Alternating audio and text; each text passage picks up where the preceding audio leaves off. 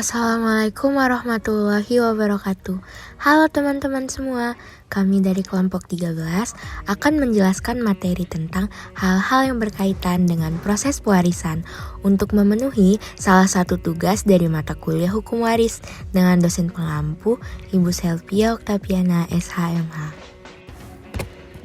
Kelompok 13 sendiri beranggotakan 1. Maura Rahmati Syifa Azani, 2. Muhammad Thorik Fadila, dan 3. Cantika Hikmiah Putri. Apa saja sih hal-hal yang berkaitan dengan proses pewarisan? Yuk kita simak penjelasannya. Berbicara tentang biaya perawatan, hibah, wasiat, dan hutang pewaris sebenarnya bukan termasuk dalam lingkup hukum waris. Tetapi, bila seseorang meninggal dunia, meninggalkan harta dan ahli waris, maka tidak mutlak seluruh harta yang ditinggalkan oleh si pewaris tersebut menjadi hak ahli waris, sebab di dalam harta peninggalan si pewaris tersebut masih ada hak-hak lain yang harus dikeluarkan terlebih dahulu sebelum harta tersebut dibagikan kepada ahli waris. Oleh karena persoalan tersebut erat hubungannya dengan persoalan harta peninggalan si pewaris, maka ada baiknya hal tersebut dibicarakan secara singkat. Apabila dianalisa ketentuan-ketentuan hukum yang ada 4 hal yang harus diperhatikan atau dikeluarkan dari harta peninggalan tersebut sebelum dibagikan, yaitu 1. Biaya-biaya perawatan pewaris, 2. Hibah pewaris, 3. Wasiat pewaris, dan 4. Hutang pewaris. 1. Biaya-biaya perawatan pewaris. Yang dimaksud dengan biaya-biaya si pewaris adalah biaya-biaya yang dikeluarkan untuk keperluan si mayat, mulai dari saat meninggal sampai dikuburkan, atau biaya pelaksanaan fardu kifayah. Menurut para ahli hukum Islam bahwa biaya yang diperlukan untuk hal tersebut di atas dikeluarkan dari harta peninggalan menurut ukuran yang wajar. 2. Hibah pewaris. Kata hibah berasal dari bahasa Arab yang secara etimologis berarti meletakkan atau menyalurkan. Dengan demikian berarti telah disalurkan dari tangan orang lain memberi kepada tangan yang diberi.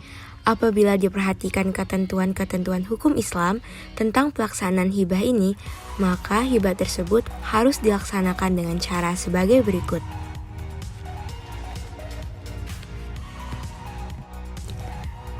Pertama, penghibahan dilaksanakan semasa hidup. Demikian juga penyerahan barang yang dihibahkan. Kedua, beralihnya hak atas barang yang dihibahkan pada saat penghibahan dilakukan. Dan kalau si penerima hibah dalam keadaan tidak cakap bertindak dalam hukum, atau misalnya belum dewasa atau kurang sehat akalnya, maka penerimaan dilakukan oleh walinya. Yang ketiga, dalam pelaksanaan penghibahan, haruslah ada pernyataan terutama sekali oleh pemberi hibah. Dan yang keempat, penghibahan hendaknya dilaksanakan di hadapan beberapa orang saksi. Hukumnya sunnah.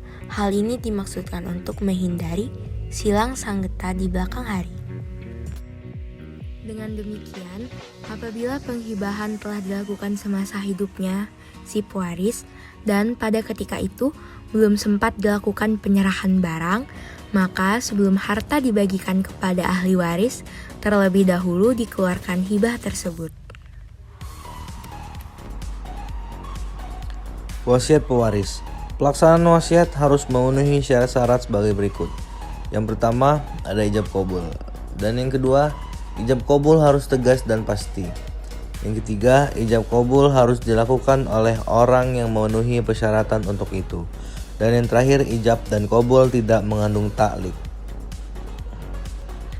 Berdasarkan ketentuan Al-Quran dan hadis sebagaimana dikemukakan di atas, yang mana jelas tergambar bahwa tidak pasti ada qabul penerimaan dari pihak menerima wasiat. Hal tersebut dapat dipahami dari ungkapan hadis yang berbunyi, hak bagi seorang muslim yang mempunyai sesuatu yang hendak diwasiatkan sesudah bermalam 2 malam. Hal ini dipertegas oleh ungkapan Umar, tidak berlaku bagiku 1 malam pun sejak aku mendengar Rasulullah mengucapkan hadis itu kecuali wasiat selalu berada di sisiku. Apabila dilihat dari perbandingan ilmu hukum, bahwa wasiat merupakan perbuatan hukum sepihak, merupakan pernyataan sepihak. Jadi, dapat saja wasiat dilakukan tanpa dihadiri oleh penerima wasiat, dan bahkan dapat saja dilakukan dalam bentuk tulis. Bahkan dalam prakteknya dewasa ini, untuk menghindari terjadinya hal-hal yang tidak dikehendaki di belakang hari, dan menurut hemat penulis untuk menjalankan ketentuan hukum yang terdapat dalam hadis Nabi Muhammad SAW, seharusnya menyatakan wasiat itu dilakukan dalam bentuk akta otentik, yaitu perbuatan secara notarial, apakah dibuat oleh atau di hadapan notaris atau disimpan dalam protokol notaris. Kompilasi Hukum Islam Indonesia khususnya dalam bentuk yang terdapat dalam buku 2 bab 5 pasal 194 dan 195 menyebutkan persyaratan-persyaratan yang harus dipenuhi dalam pelaksanaan wasiat tersebut adalah sebagai berikut. Yang pertama, pewasiat harus orang telah berumur 21 tahun, berakal sehat dan didasarkan kepada kesukarelaannya. Dan yang kedua, harta benda yang diwasiatkan harus merupakan hak si pewasiat. Dan yang terakhir, peralihan hak terhadap barang atau benda yang diwasiatkan adalah setelah si pewasiat meninggal dunia.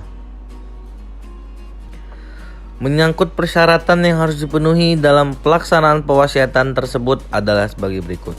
Yang pertama, apabila wasiat itu dilakukan secara lisan maupun tulisan, hendaklah pelaksanaannya dilakukan di hadapan 2 orang saksi atau notaris. Dan yang kedua, wasiat hanya dibolehkan maksimal 1/3 dari harta warisan kecuali ada persetujuan semua ahli waris. Yang ketiga, wasiat kepada ahli waris hanya berlaku bila disetujui oleh semua ahli waris. Dan yang terakhir, pernyataan persetujuan pada poin 2 dan 3 dapat dilakukan secara lisan maupun tulisan di hadapan 2 orang saksi atau dibuat di hadapan notaris. Persoalan wasiat ini apabila dihubungkan dengan persoalan pembagian harta warisan, maka haruslah terlebih dahulu dikeluarkan apa-apa yang menjadi wasiat dari si pewaris. Barulah kemudian setelah dikeluarkan wasiat, harta tersebut dibagikan kepada ahli waris. Hutang pewaris. Hutang adalah tanggungan yang harus diadakan pelunasannya dalam suatu waktu tertentu. Kewajiban pelunasan hutang timbul sebagai prestasi atau imbalan yang telah diterima oleh si berhutang. Apabila seseorang yang telah meninggalkan hutang kepada orang, maka seharusnya hutang tersebut dibayar atau dilunasi dari harta peninggalan si mayat tersebut sebelum harta peninggalan tersebut dibagikan kepada ahli warisnya. Para ahli hukum Islam mengelompokkan hutang seseorang itu menjadi 2 kelompok. Yang pertama adalah hutang terhadap sesama manusia atau di dalam istilah hukum Islam disebut dengan dain al-ibad. Yang kedua adalah hutang kepada Allah Subhanahu wa taala atau istilah dalam hukum Islam disebut dengan dain Allah. Hutang terhadap sesama manusia. Hutang terhadap sesama manusia apabila dilihat dari segi pelaksanaannya dapat dipilah kepada yang pertama, hutang yang berkaitan dengan persoalan kehartabendaan atau dain ainayah. Yang kedua, hutang yang tidak berkaitan dengan persoalan kehartabendaan disebut dengan dain mutlaqoh. Hutang yang tidak berkaitan dengan persoalan kehartabendaan ini dilihat dari segi waktu pelaksanaannya. Dapat pula dikelompokkan kepada yang pertama, hutang mutlaqoh apabila dilakukan pada waktu si pewaris dalam keadaan sehat dan dibuktikan keabsahannya disebut juga dengan dain sihah. Yang kedua, hutang mutlaqoh yang dilakukan pada waktu si pewaris dalam keadaan sakit serta tidak pula didukung oleh bukti-bukti yang kuat disebut juga dengan dain marot. Apabila diperhatikan, yang menjadi dasar hukum kewajiban membayar atau melunasi hutang ini dapat disandarkan kepada ketentuan hukum yang terdapat dalam surat An-Nisa ayat 11 yang berbunyi sebagai berikut. Setelah diambil untuk wasiat yang diwasiatkan dan atau sesudah dibayar hutang-hutangnya. Sekian penjelasan materi dari kelompok 13. Semoga apa yang kami sampaikan dapat memberikan manfaat yang baik bagi kita semua. Kami akhiri. Wassalamualaikum warahmatullahi wabarakatuh.